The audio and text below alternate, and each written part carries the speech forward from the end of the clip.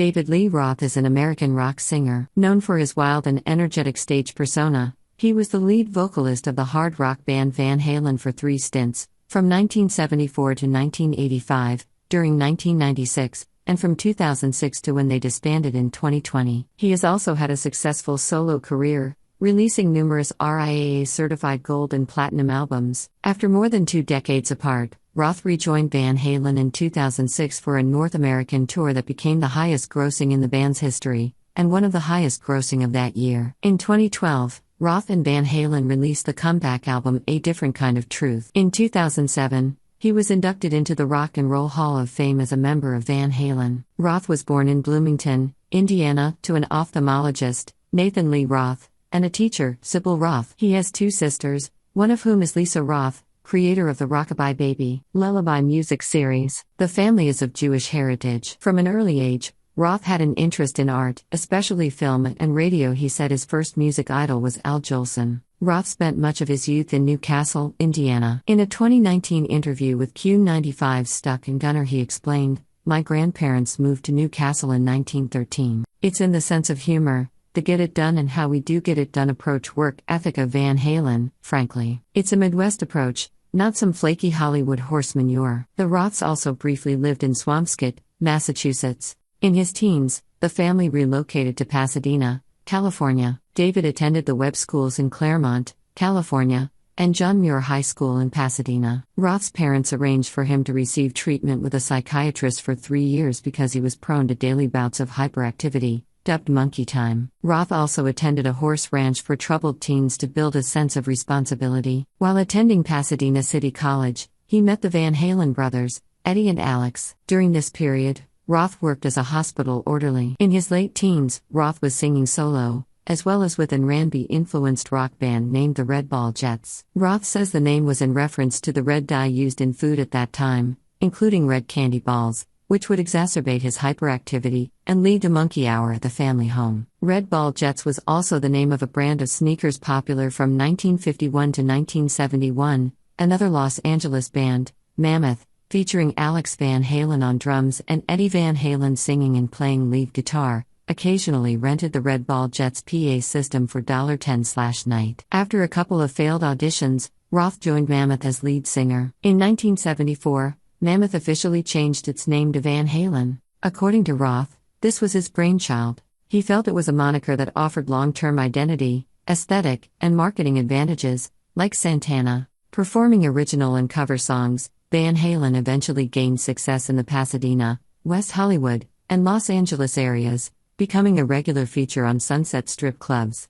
such as Gazzari's, Myron's, Whiskey A Go Go, and the Starwood Club. In 1976, Gene Simmons took note of the band, in particular Eddie Van Halen, whom Simmons hoped to recruit for his own band, Kiss, and assisted them in producing a 29-track demo tape, featuring many of the songs that would be included on their first 3 LPs. The tape, however, did not attract much interest from major record labels. In early 1977, however, during their 4-month stint at the Starwood, Warner Brothers executive Mo Austin and producer Ted Templeman signed them to an inauspicious 2-album contract, one that heavily favored Warner Brothers, offering but a .70 per unit royalty. Manager Noel Monk, then an equal partner in band revenue, renegotiated this rate for double in 1979. Released in 1978, the debut album Van Halen was recorded at Sunset Sound Recorders and immediately earned the band significant national attention and radio airplay. They toured for 3 months at the bottom of the bill supporting rising superstars Journey and Montrose,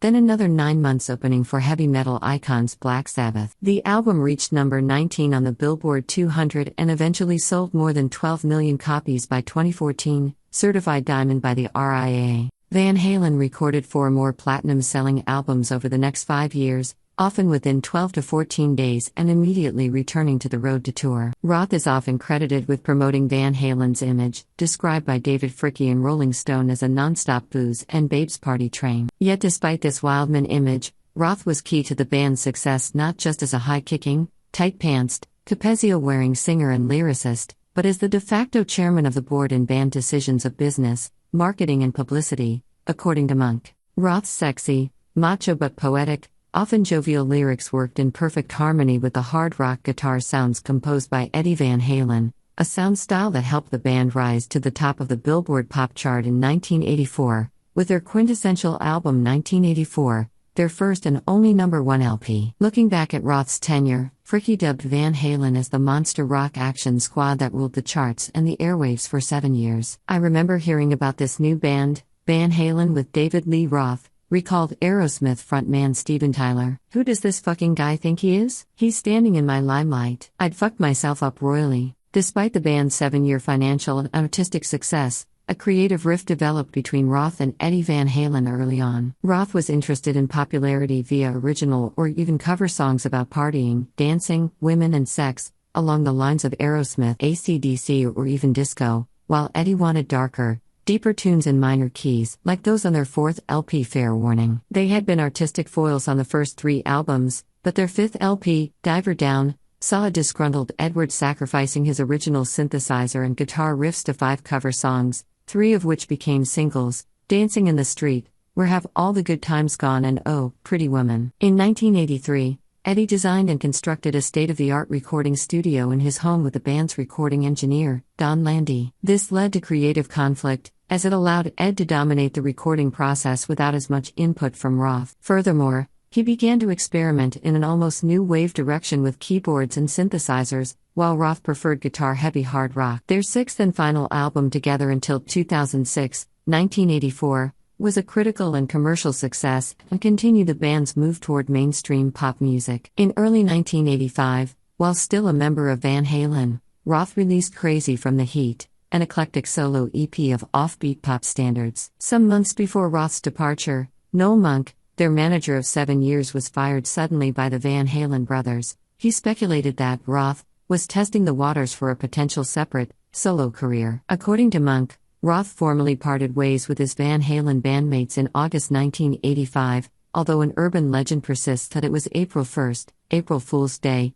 taking with him 60 Van Halen employees, including VH head of security, Ed Anderson. In his 1998 autobiography, Crazy from the Heat, a bitter Roth characterized Van Halen's music just before his 1985 departure as morose. In June 1996, Roth briefly reunited with Van Halen, to great public fanfare. He recorded 2 new songs for Van Halen's Best of, Volume 1, Can't Get This Stuff No More and Me Wise Magic. After an infamous appearance on September 5, 1996, at the MTV Video Music Awards, during which Roth and Eddie Van Halen reportedly threatened each other, Roth was passed over for Van Halen's vocalist job in favor of Gary Cherone. In 2012, Cherone confirmed the longtime rumor that he had already been chosen long before the MTV incident, suggesting that Van Halen used Roth to create public interest in the hits collection. Me Wise Magic, Van Halen's display of psychedelia-influenced rock with Roth on vocals, became a #1 Billboard mainstream rock hit in 1996. Well guys, what are your thoughts? Do tell us. Thanks for watching.